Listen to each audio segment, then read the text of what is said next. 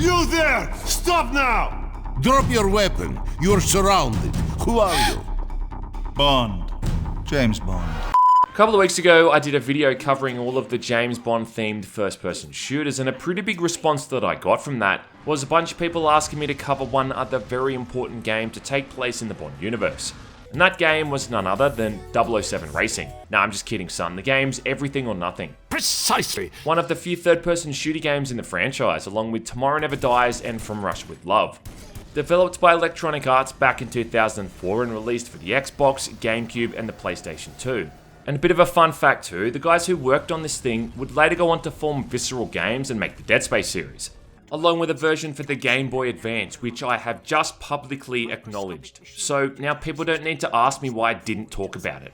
Brilliant. Now, Everything or Nothing is widely agreed to be one of the best Bond games ever made, and if nothing else, it sure works as a better send-off for Pierce Brosnan. Much better than Die Another Day did, that's for sure. And I think the concept in Everything or Nothing about nanobots being used for nefarious purposes is still somehow more believable than the concept of a North Korean man reconstructing his entire body to look and sound British. Time to face gravity! Anyway, this thing starts off exactly how you'd hope. You get the gun barrel sequence using a remix of the iconic theme, then the cold open which features a great shot of someone's ass in a tight jumpsuit. Brilliant. This doesn't have anything to do with the overall plot though, it's just a fun way to introduce Bond and also introduce the player to the cover shooting mechanics and the other basic controls. You get to play through a pretty fun shootout where you'll kill a bunch of people, blow up some tanks and a jet with a rocket launcher, before getting the hell out of Dodge through a hole in the wall. Ended with a suitably scored title sequence, I mean, it's perfect. And you can see right from this prologue that a lot of time and money has been thrown at this thing. It runs on what's a modified version of the id Tech 3 engine, and it does look pretty damn good for the time. The character models are highly detailed, there's some nice lighting in certain missions, and during the driving levels you'll see things like real-time reflections on the vehicles. I mean, it's pretty cool. It's just an engine that's allowed these devs to pull off whatever they want to. And these are the kind of elements to Everything or Nothing that I think really does qualify it as the best Bond game, just in the way that it so effortlessly captures the same tone from the films. Can you fly this, Mr. Bond. James Bond. I mean, you've got Pierce Brosnan not only lending his appearance, but also his voice work to the character, which just makes it feel that much more authentic. Forgive me, Q. Along with Judi Dench voicing M and John Cleese doing Q. And I still can't tell if John Cleese actually likes doing these video game roles. And you won't if I have any say in the matter. I mean, he always sounds so uninterested and snide, but then again, that's also part of the character that he's playing. Before you ask 007, yes, it is biodegradable. So, like I said before, the story in this thing revolves around nanobots, and Bond's having to go all over the world trying to stop them from being used for these terrorist attacks. You'll go from Africa to Peru, New Orleans, Louisiana, and then Russia, where you'll even drive a goddamn tank through the streets of Moscow, which is probably just pretty standard for Russian roads anyway.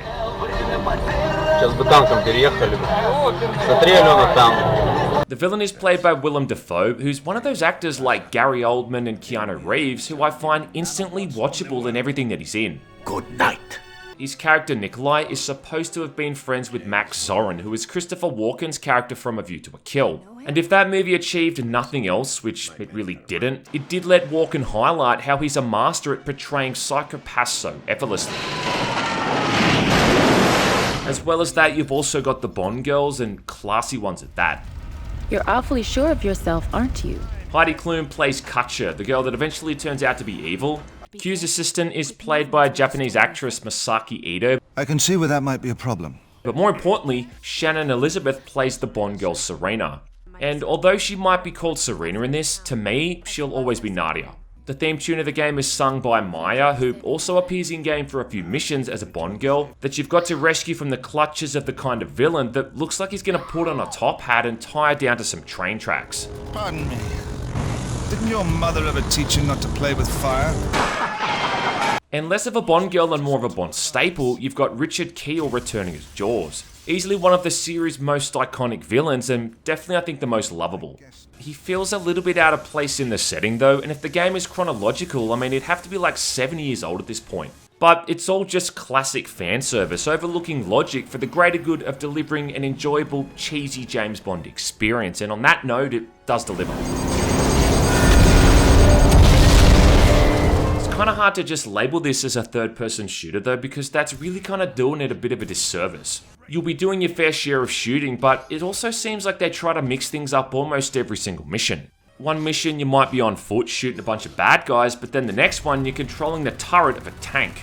One of the later levels in the game has you chasing after Jaws down a highway on a motorbike, and it turns into Matrix Reloaded at one point. You're dodging over cars and leaping over ramps, it's nuts. When you're on foot, you've got pistols, submachine guns, assault rifles, and shotguns, and it plays out like a pretty standard third-person shooter. And it's a good early example of cover-based shooting combined with a lock-on system. One of Bond's new gadgets is a rappel gun, which you're going to be using frequently for the first half of the game. In fact, one of the earliest missions has you jumping out of a goddamn window and off the side of a building. They put this thing to good use for some pretty intense sequences. The kind of thing that clenches the fist and the sphincter. It's definitely a much more action-oriented mechanic than we've had in any of the other games, but it does kind of seem towards the end of the game that you use this thing a lot less. Some levels feature stealth gameplay too, where you can knock out people with a dart gun, and eventually sneak around in your very own Solid Snake style stealth camo. I mean, damn, say that 5 times fast. But this thing drains your gadget battery so quickly that you probably won't use it all that much. I can see where that might be a problem. And throughout all of these missions, you're pulling off some debonair Bond moves, the kind of thing you'd expect to see old mate doing up there on the silver screen. These can often be simple things like shooting an explosive barrel to take out a bunch of bad guys, dropping a lighting rig from the ceiling, or just giving a woman a neck massage. Yeah, because if there's one thing that women love, it's getting a massage from a strange man. I know from experience, dude. You know what I mean? No, you don't. I think the new Spider-Bot is also kinda cool, even if it does feel like something out of an entirely different game. It's far more siphon filter than James Bond, but it is kind of fun using this thing to blow up unsuspecting enemies. I have no idea how it's able to remotely pick up and replenish your armor supply, but I'm not going to start questioning things in a game like this, where I can also catch a woman falling from high speed and somehow not kill her from whiplash. How thoughtful. Now, despite being so highly polished and really feeling like the most money that someone's ever thrown at a Bond game, it also kind of has some really weird design choices.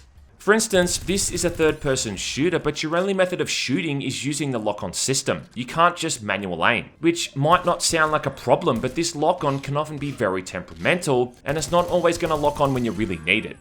I get that manual aiming on the 6th gen consoles wasn't always a smooth affair, but at least the option to do this would have been really handy for certain situations. I also find it really odd how stingy this game is with ammo pickups. You will literally get half a dozen bullets from picking up an assault rifle off the ground, and that's just pathetic. It's pathetic. As a result, you'll be swapping in and out to different guns frequently, just so you've got enough ammo to shoot someone with. The melee combat in this game is also embarrassing, and whoever thought it was a good idea to have to press 2 buttons at once to counterattack is just an idiot. I think what annoys me the most about the melee though is how enemies always seem to get the first hit off, even when you're mashing that attack button. I mean, look, I get it, Bond's not fucking Bruce Lee, but he should still be able to beat the shit out of a lowly henchman in a fist fight. I don't know, man, it just kind of takes a few notches off that power fantasy belt. Most of the vehicle sections are pretty fun, but trying to navigate some of these can be a nuisance, especially when you've got a bunch of other cars chasing after you. You've got a map to assist you during these levels, and the map has 2 primary view modes, right? One where it just takes up a small chunk of the screen, and then the other where it takes up the entire screen. And the only way that you can easily map out a route to where you need to go is by using the full screen option. But this of course has the downside of making it so you can't even see where the hell you're going. The driving controls can also be a bit hit and miss, and it just seems like every vehicle seems to both over and understeer. And because you're almost always driving a different vehicle, it can take a while to get used to the handling. Trying to do platforming in a motorbike, for instance, just isn't very fun. And I think even GTA Vice City might have managed to handle this better. One of the later missions is just a flat-out racing mission where you're driving a car that's very clearly modelled after a Subaru Impreza. Which actually makes sense though, because apparently the driving engine used in these levels is taken right out of the Need for Speed games. Precisely. I think it's also worth mentioning that this is a very challenging game at times, with a lot of difficulty spikes that crop up from mission to mission. Some missions I managed to finish on my first attempt and also land a gold medal, but then others I'd get stuck on for 15 or 20 minutes. And look, I don't mind having to replay something a bunch of times to beat it, but when that kind of mission comes in between others that are far less challenging, well, it just kind of highlights how inconsistent the difficulty can be at times. I mean, what you ideally want is the game to gradually get more difficult, ramping up to the final missions in the game when they throw everything at you. I kind of feel like this thing came out during a cusp in gaming, where games were still about being as challenging as possible in an attempt to increase their longevity, but it's also around that same time when they started to make a shift to make it a combination of enjoyment and challenge. No better example of this thing being the former is the often complete lack of checkpoints, which means that if you die, you go right back to the beginning of the mission. Straight along this road! The first proper mission after that cold open is something that you should be able to smash through in about 5 or so minutes to help you get amped up for the rest of the game, but this one doesn't have a single checkpoint at all. And I also thought it was one of the trickier missions in the game as well. At the end of one of the missions, you've got this really short sequence where you're free falling, trying to catch Serena before she plummets to her death. And this thing comes right down to the wire. I mean, I must have tried it a good dozen times before I finally made it. The bit where you've got to drive the motorbike down the highway chasing after Jaws is also kind of ludicrous. I mean, you're going so fast to the point that a single crash makes that attempt a complete write-off.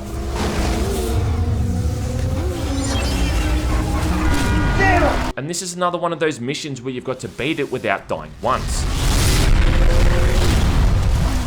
Holy fuck! One of the last levels you're in Moscow trying to stop a bomb from going off, and along the way you've got to take out a dozen or so other enemy tanks, whilst also completing other objectives, all without any checkpoints along the way too. And because there's no armor top-ups for the tank, you've got to beat this thing without pretty much making a single mistake.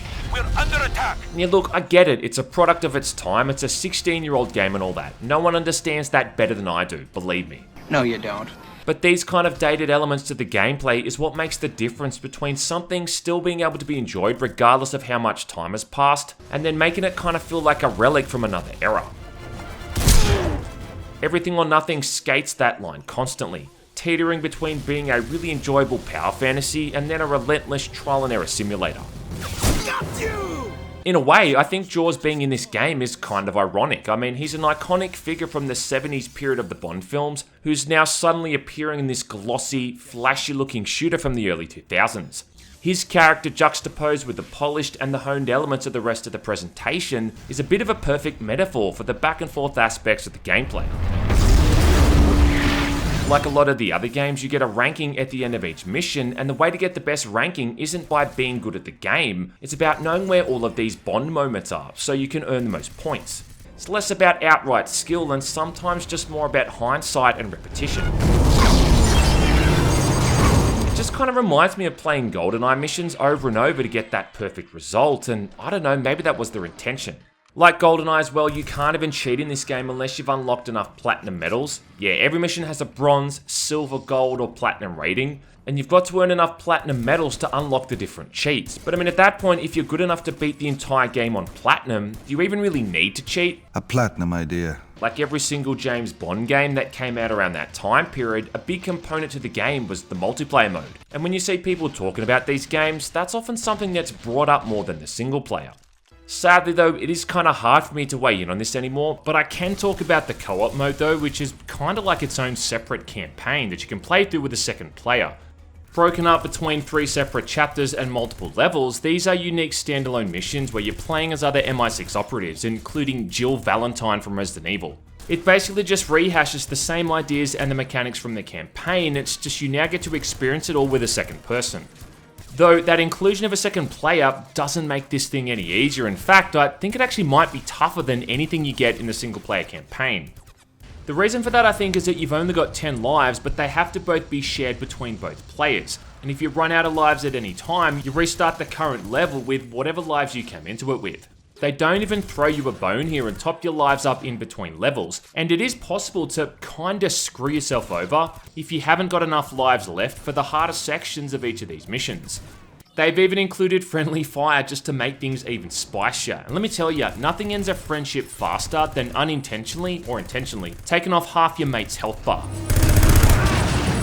First chapter isn't too bad. This one takes place in Tunisia, and you're just chasing after some kind of local warlord. The first real challenging bit for this chapter comes when you've got to defuse a bunch of bombs in a time limit, and ideally one person's going to be defusing while the other one watches their back.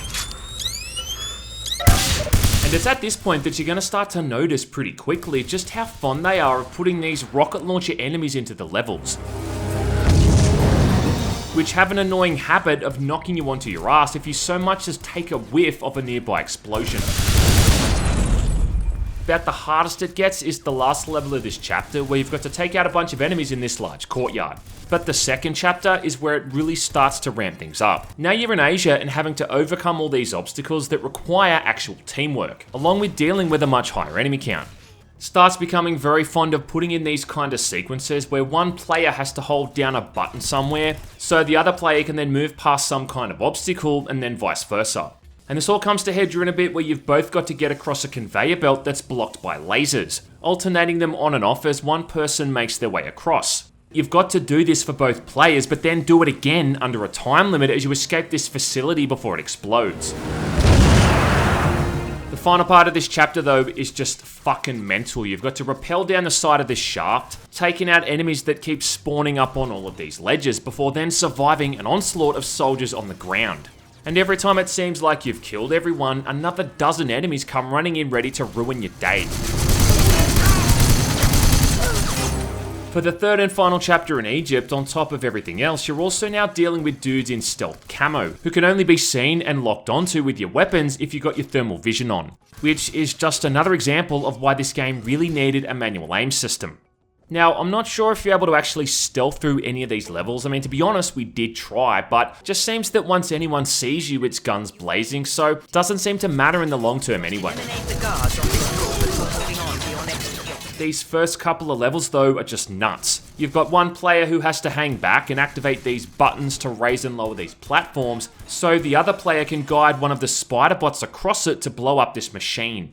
And not only does the first player have to activate these platforms from a completely different area, but also defend the second player from being shot at by the enemies that keep spawning in. And then even after all of that shit, you've still got to both escape the facility with what lives you have remaining, rappelling down elevator shafts and avoiding fire, electrical hazards, and even more soldiers shooting at you from every possible vantage point. So yeah, they really held nothing back here, and this mode doesn't fuck around. And I think the type of people who legitimately beat this on the consoles as a kid have now grown up to be the Elon Musks and Dan Bilzerians of the world. I mean, in its defense though, it is pretty much exactly what you'd want for a co-op mode, and you really do want something like this to be so challenging. There's definitely a sense of fun to be had by struggling through this with a mate, and that shared frustration of a game over or narrowly completing a mission really encapsulates everything that makes local co-op modes so much fun. And it's the kind of thing that playing online is just never going to be able to replicate. And what do you get for all of this hard work? A pat on the back from Bond or a hand job from M? No, you just get this static, lifeless screen, which doesn't even say congratulations. Now I know what the villagers of Pompeii must have felt like, though instead of being rained upon by molten lava, I got rained upon with the feeling of inadequacy and unfulfillment. Precisely. I've often said that the James Bond games are kind of like pizza, and I mean that in the sense of that even when pizza's not all that good, you still don't mind eating it because there's just something so universally comforting about it. If everything or nothing was pizza, it'd be Meat Lovers. 4 different types of meat stacked up with cheese, sauce, and these little hot pockets of chili. And I almost feel like it's the kind of game that is going to appeal to everyone because there's bound to be something in there somewhere that someone is going to eventually like. I don't think it's the best game ever made, but I do think it's the best Bond game ever made, in the sense that it really does nail that feeling of playing as the iconic secret agent, along with letting you nail Shannon Elizabeth along the way. And any game that lets Nadia from American Pie grace the main menu, well, that's alright in my books.